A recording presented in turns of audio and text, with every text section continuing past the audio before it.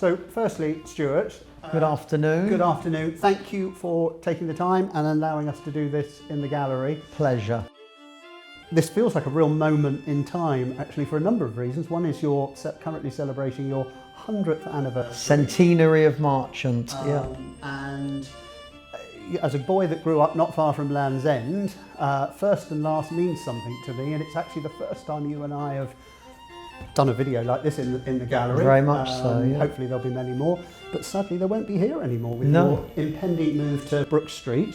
As part of this year's celebration, we're very much looking forward to that the exhibition later in the year. Very exciting times for Marchant, for the family. And I think the other reason, if I look, if I think about those sort of 100 years, and the reason you've been around for 100 years, and Not me personally, but you're looking good on it. thank you. 62. We're here today to talk about the Eva and Aubrey Sweet Collection of jades that Dore Rees are going to be selling on the 19th of May. And I get the sense through sort of their sons, but certainly through you, that actually your relationship was very close with Eva. Very much so, yeah. And that she was a real driving force behind the collection. And what's nice about this as well is that some of these have come home written. Very much so, yes. I recognise a couple. I wonder if I should just let you kind of delve into one. Okay. You probably can tell me things that I don't know about it. There is actually some information about this first piece that you'll have no idea about.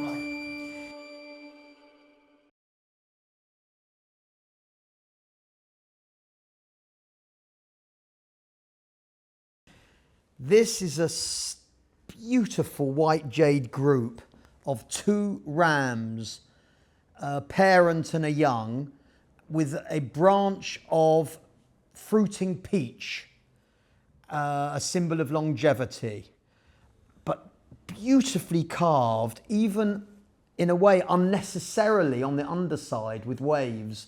It's a feature that Marchants and probably most jade collectors really like, that they've bothered to do something a bit special on the underside of the piece where it's not necessary to do that carving. Now this piece was bought here in this gallery at 120 Kensington Church Street on the 3rd of June 1991. Wow.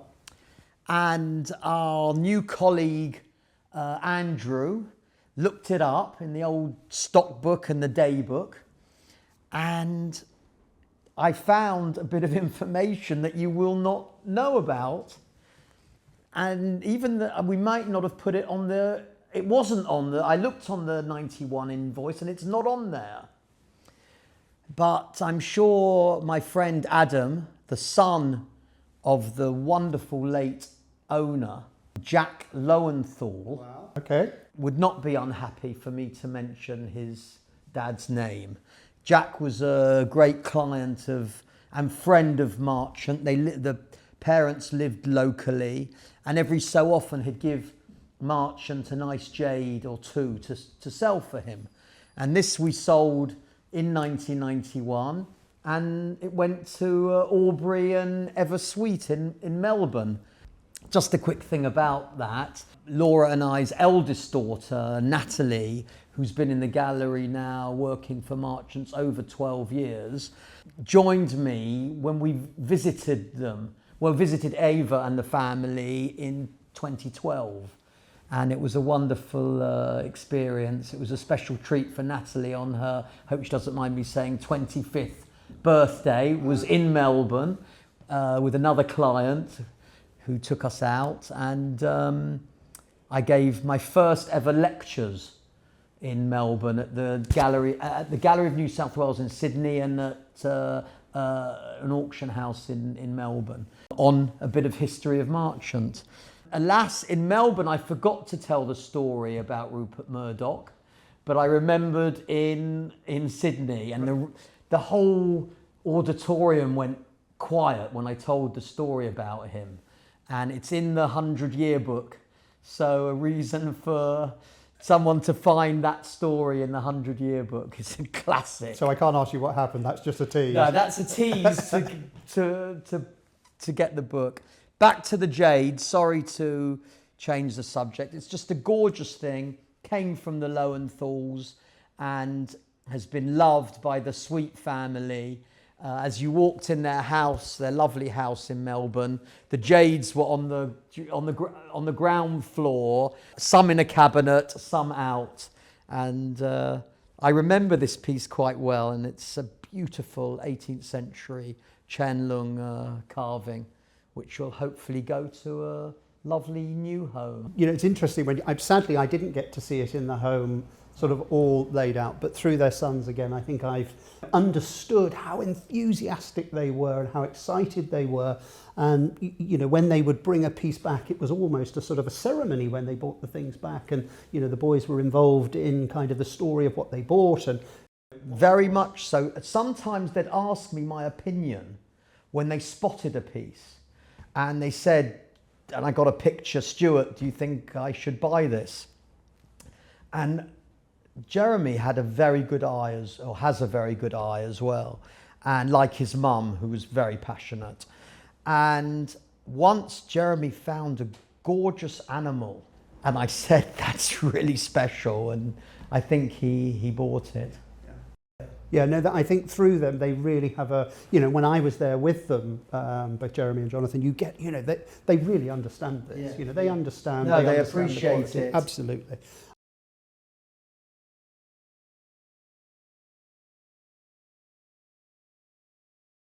Go on, you talk about a couple of pieces. All right, so look, I mean, I'm going to pick this up because actually if you think about tactile, this is just one of those delicious things that you just want to, I don't know, I mean, I've got a good friend of mine who calls some of the pieces he's got TV pieces because he takes them to bed with him, and while he's watching TV in bed he plays with them. But this is just the sort of thing you want to kind of, you know, take touch and just handle. I think it's perhaps a scroll weight. Possibly, yeah, I mean, it's certainly substantial, enough, isn't it? yeah. So this has got quite a nice history as well. So we know that this was sold at Sotheby's in 1983, and if I turn it over, we can see underneath that it's got a Sydney Moss label, London, great dealer. Great dealer.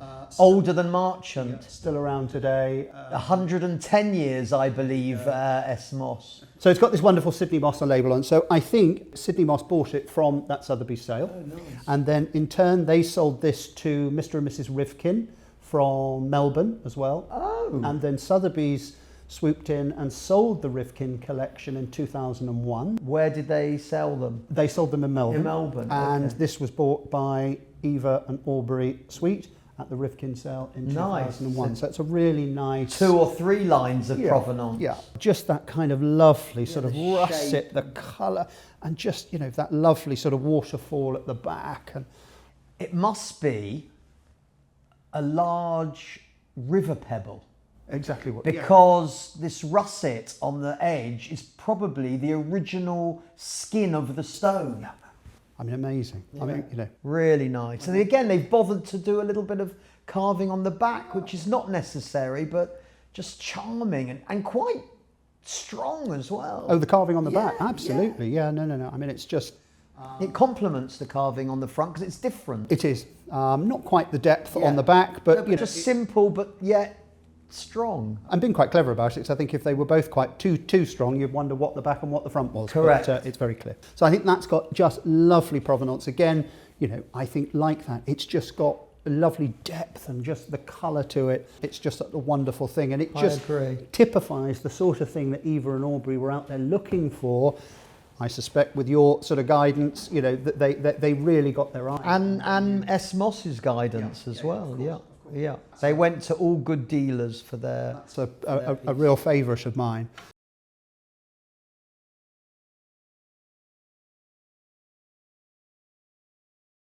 This little fellow under here, which I'm going to pull out. Charming. So this was bought in Hong Kong, and I think this was one of the earlier pieces that the Sweets ever purchased. So this was bought in 1976, and it was bought at the Jade Gallery in Hong Kong in 1976. But was it Jade House? Jade House. They were in Kowloon. That's right. Yeah. Quite a nice old family business as well. But just, you know, again, the detail finished underneath. You know, if you look at that wonderful white colour, that lovely little sort of slight kind of blush, you know, russet No, it's to the super top. quality. And with a lovely stand as well. Yeah. I mean, it's just Original stand, it looks a like. little stand. I mean, that's just such it's just such a wonderful thing. I mean, as I say, I didn't see them in the way that you saw them. By the time I got there, a lot of these things were kind of put into more sort of secure storage boxes. But I mean, you can imagine the kind of treat and delight I had as this sort of unveiling of these. It's a beautiful, beautiful jade frog. Even the nodules on his back are like a real frog.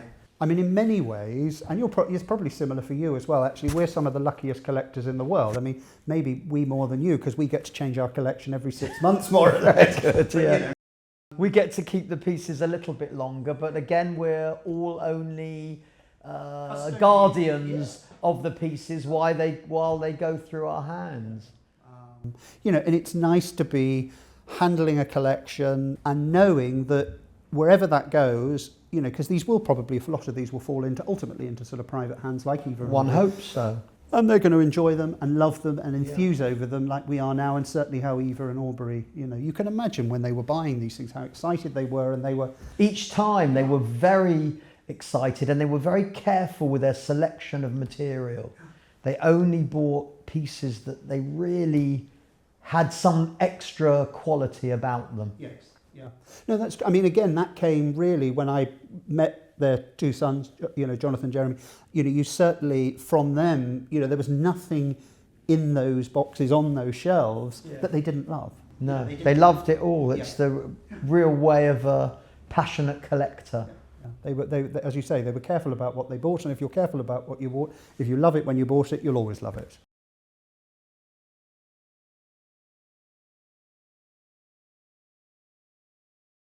So this wonderful mountain with this fitted stand. This has also come from Sydney Moss. I think this was bought in 1993. Yeah. And just again, I mean, you look at the back is so superb. It's really like a rock of that lovely layered, like the face of a mountain or the side. Yeah. And this also was. We have further provenance. This was from the O. Leonard collection as well. Can I just say something about this? Go on. Because my father has a theory about this shape of jade, that it could well be a brush rest. Interesting. Yeah. So it becomes another scholar's desk piece. You could put it on a desk, just experiment here, and just, layer, and it actually works as a brush rest. Yes, so it's got another aspect to it. I'm fairly confident, without going back, that actually I think it was sold to them as a brush rest. Oh. So clearly Sydney Moss had They're great experts on scholars' desk pieces. So they had the same view that you had. Yeah. So I think you're probably right. It certainly makes sense, doesn't it? The way that it's set up with the peaks, and actually they've given it a nice little bit of kind of heft and balance there, just having that one edge just slightly. Yeah. But again, beautifully carved. Good material. Simple in a way, the stand works beautifully, and though again that provenance that you've got there, we actually have the original receipt from Moss from that purchase in the 90s. This helps for provenance and history of pieces to have the actual original invoice. It makes a difference. People like that. I honestly believe that adds now seriously to the value of the piece, that you can prove it's come from Moss, or I know another piece you said comes from Spink. This adds to the value of the piece. It does, and we're all people buying. We're all history hunters at the end of the day. So look, if you can, even if you can give it 30 or 40 years history, knowing that it's much earlier than that, it all helps. It all helps. Yeah. And I suspect the nice thing is, in producing the catalogue that we are, none of that history will be lost. It'll be documented. In the modern world, everything's sort of digital. Great for future generations. Absolutely. And all of this, producing the catalogue, I feel it's a nice legacy to the collection as well. Very nice. They'll have a book to remember the collection by. I'm going to slide that back in there rather carefully. Yeah. There we are. Yeah.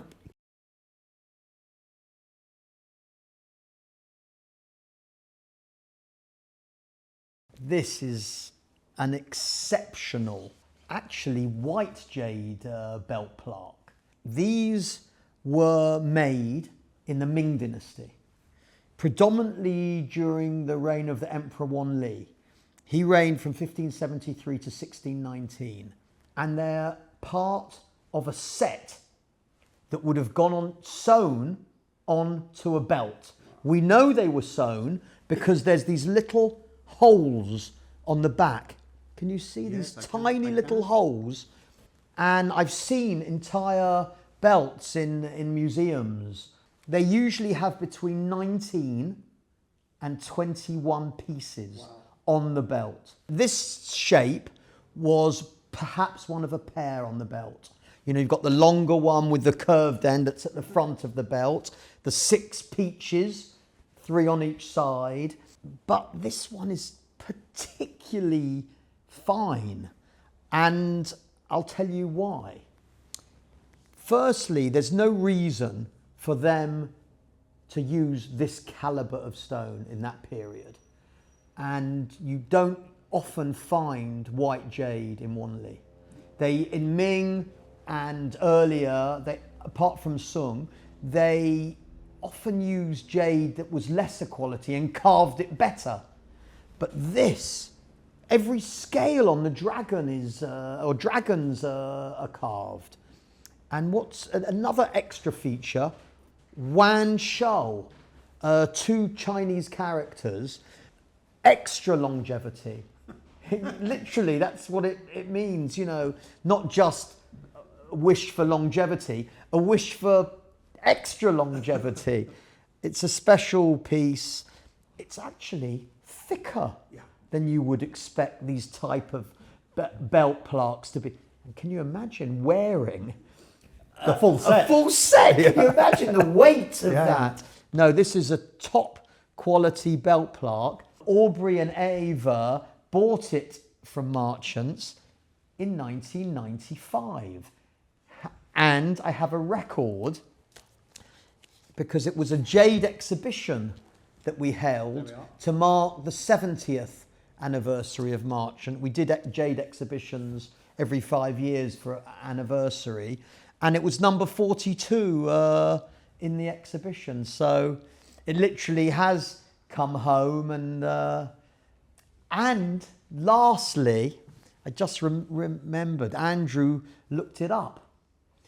I found it on the road. You know, in those days I was on the road perhaps 3 days a week, hunting, searching auctions all over the country. And this turned up in Phillips Ringwood, near the south coast, directly south. I was happy to find it, put it away for the jade exhibition. Yeah. Really I'm delighted to hear that it came pre-1995, because in fact I took over as the branch manager of Ringwood Phillips in 1996. Yeah, you wouldn't have let it slip through. You wouldn't have let it slip through for £140. Wow. Yeah. It's a wonderful thing, but listening to that story, it just brings it more to life, doesn't it? It's as nice a belt plaque, I can honestly say, as I can recall handling. It's just top quality. And again, typifies what they were looking for. You know, I think by the kind of mid-90s, although they bought very well, I mean, I'm going to talk about a piece that they bought earlier in the 90s in a moment, which is also an exceptional thing. But you can see that they really started to hone in on the best pieces, and they really got their eye in. Yeah. And here is a kind of, you know, a real example of them, you know, getting that sort of the very best that they could find of. There are many collectors of this type of plaque, so the likelihood is it could go to a collector of jade belt plaques. Yes. But I think with that, when you get a sort of a smaller but often very sophisticated audience, when people are looking for that, you know, they all know the how good that is, and how once you see it, you know. I mean, and again, like with jades, once you handle it, you know it's top quality. And it was suite number 25. There we are.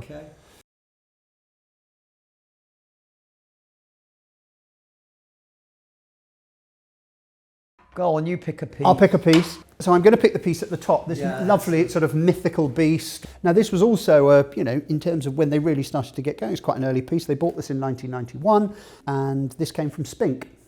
Ah. Another great name. Well, Roger Cavern was the head of Spink in those days, and he had a passion, or has a passion, for jades, and he wrote a great big tome titled Jade. So yeah, jade was a love of and is a love of Roger's, and he was is a great dealer in this. He's retired now. Do you ever really retire from this business? No, not.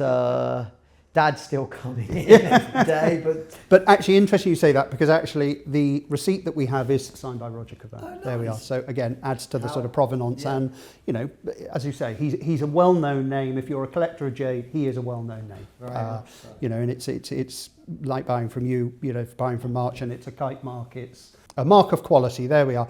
But talking about the quality, you know, if you start to unpick this, you know, 17th century jade, and just look at the, you know, the way the hair nail was work. just fantastic. The hair work is every strand of hair. Yeah.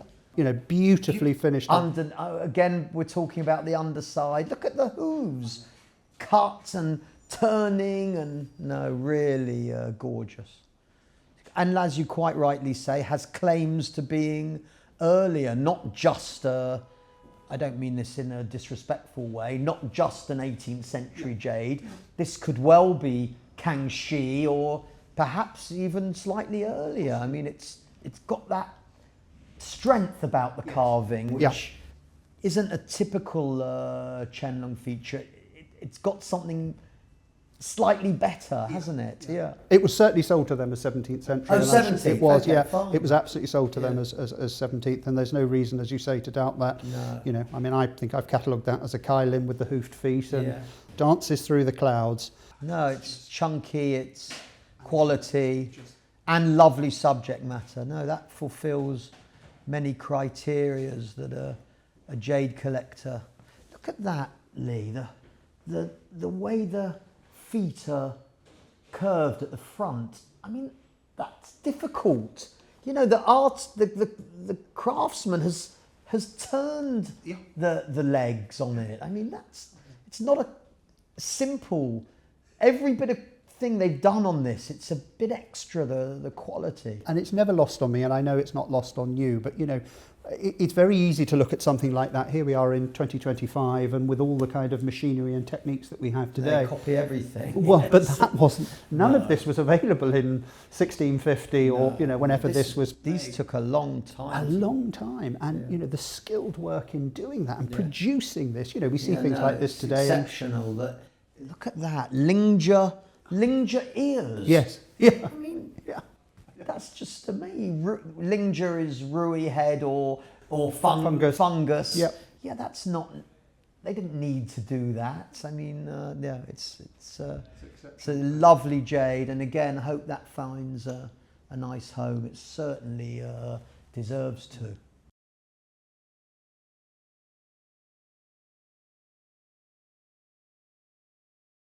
It sort of leads me on to one piece, which I wanted to bring today because, I mean, again, Sydney moss. Yeah, great provenance. Great provenance.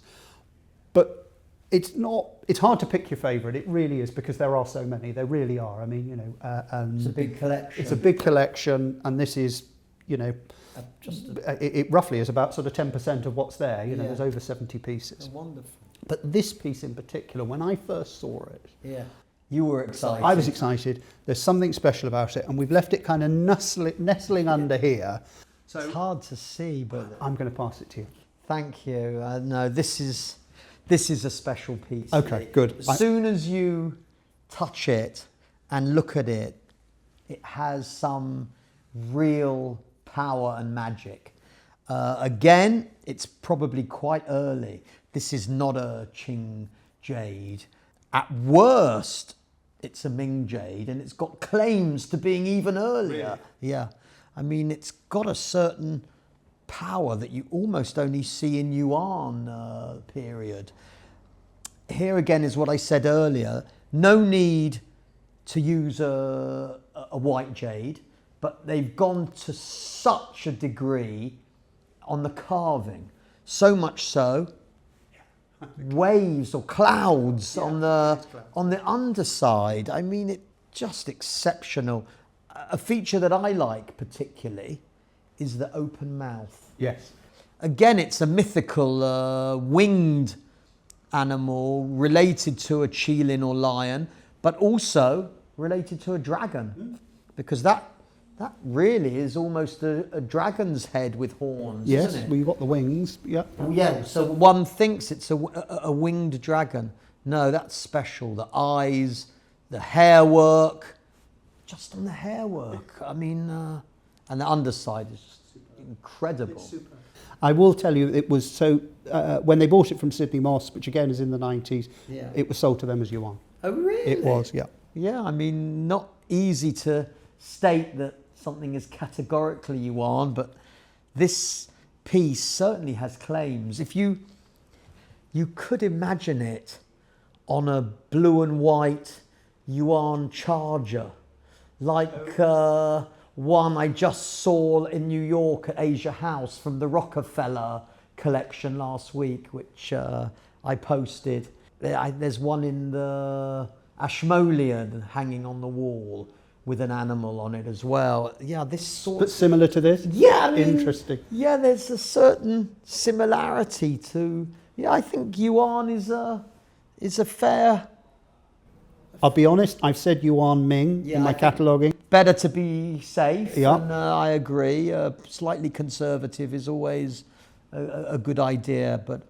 It's very special. Over the years, you talk about sort of hunting in the way that you once did. I'm sure, these might have been languishing in the box with 25 other pieces when you saw these. And somehow there's kind of, they shine the brightest. When you see them, the way I saw these when I went there, they were in proper storage boxes. They've predominantly been in Melbourne for over 30 years. Yeah, I mean... So they've been loved and cherished and admired for a long period of time. The thing I love about this, and I've just spotted something. Go on, tell me. Every time you pick it up, you see something else. I know. So look at the little you've got these little sort of details on the tail here that I hadn't seen before. Totally unnecessary to do, and yet an extra bit of quality. But I know what you're saying about the stone. It isn't white, it isn't that, but it's No, good. It's good. But that's what happened in early Ming. They didn't have access to a lot of white jades, and so if it was going to become a great piece, they went to town on the carving. Well, didn't they just? I mean, They really did. To use a modern phrase, they knocked it out the park when they made that. Literally, a home run. Is that what you're implying? Yes. Yeah, okay. Yeah. Well done, Lee. Thanks for showing me the pieces that you've got, or some of them. And it was just really nice to talk to you about them and handle them and see some old friends again. Yeah. Thank you. Thanks, Stuart. Thank you. All the best. You too. All the best.